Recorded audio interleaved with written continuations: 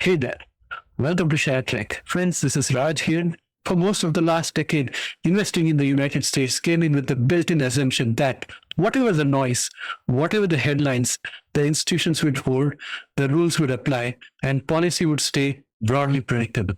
That assumption matters historically. This institutional stability has been worth a premium in the stock market.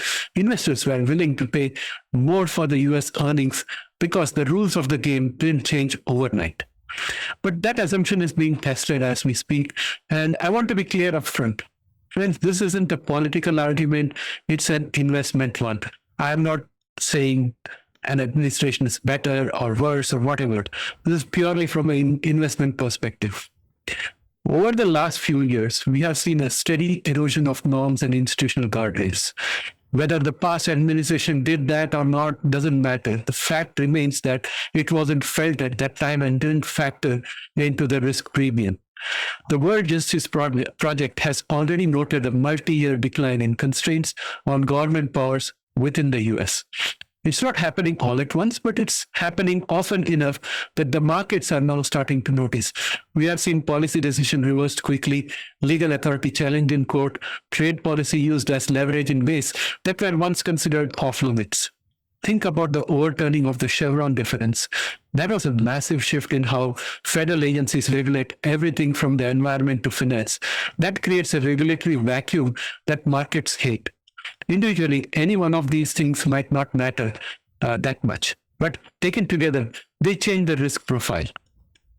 Another layer of risk is what isn't being addressed. We are on the edge of a major technological transition with AI. I've spoken about this many times.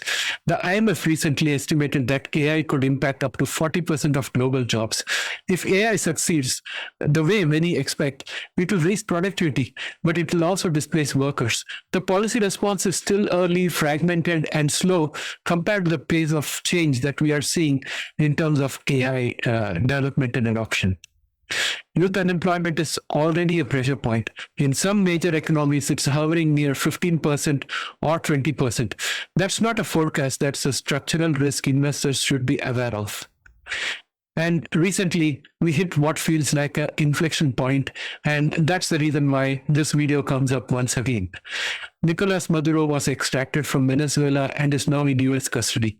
This is an unprecedented intervention involving a former head of state from a country with the largest proven oil reserves on the planet. Then came something even more striking, public talk of taking over Greenland. Public talk of making Canada the 51st state has resurfaced again. And crucially, for markets, punitive tariffs against Denmark, this isn't just a trade war with a rival. It's a confrontation with a NATO ally. It's not just Denmark, but there's a host of European countries on whom a punitive tariff has been imposed for supporting Greenland. Denmark is a key hub for pharmaceutical and green energy exports. Tariffs here hit the very supply chains we rely on for inflation stability. Europe has already signaled potential retaliation. The EU is the largest trading partner for the US. With over 1.3 trillion on annual trade, once tariff escalation starts, it rarely stays contained. Markets don't wait for answers. They hedge. And we are starting to see that. Today, the market is closed, but gold is already sending a signal. Gold tends to move when investors reassess geopolitical and institutional risk. It is quite literally the inverse of trust. I'll walk you through the chart here, the chart for gold, but the takeaway isn't about predicting tomorrow. It's about understanding what's being reported. So let's go and have a look at the chart first, and then we'll come back and do a conclusion. Well, friends, here we have the chart for gold. And as you can see, each of these candles are one-day candle.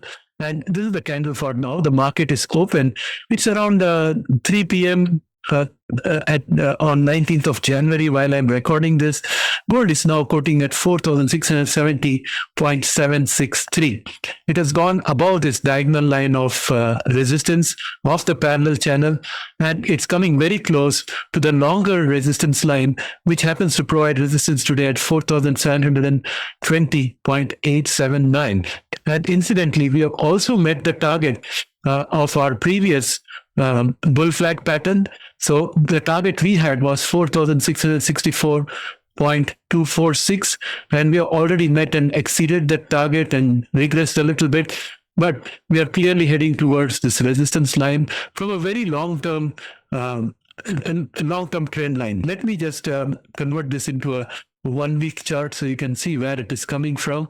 I'm just recalibrating the chart so that you could see this clearly. So we have this trend line coming all the way from 24th of April 06, and it has been respected most of the times either as a support or as a resistance, and right now this is where we are.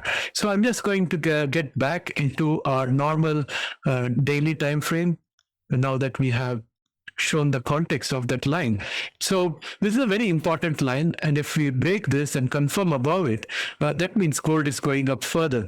And I think on Tuesday we're going to see a further increase in gold prices, because you can see the market sentiment is absolutely bullish. MACD is super bullish.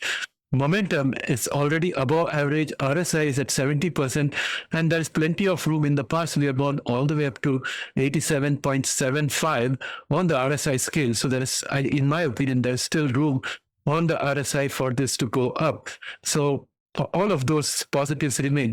The only thing that I can see as a negative is the divergence that I see here, the bearish divergence. On the RSI, you can see that there is a downward slope, whereas when you look at the gold chart, it's an upward slope. That has to get resolved sooner rather than later. But given the fact that we have this a potential action on Greenland and Canada on the table, and there doesn't seem to be any talk of stepping back from the brink, I think that kind of could push gold off the edge. We have seen bearish divergence and bullish divergence lasting for a longer period of time. It's just a probability, but when it's going to happen is something that the markets will determine. When uncertainty rises, safe haven assets move first. Equities and credit usually follow. The United States hasn't suddenly become uninvestable. That's not the point.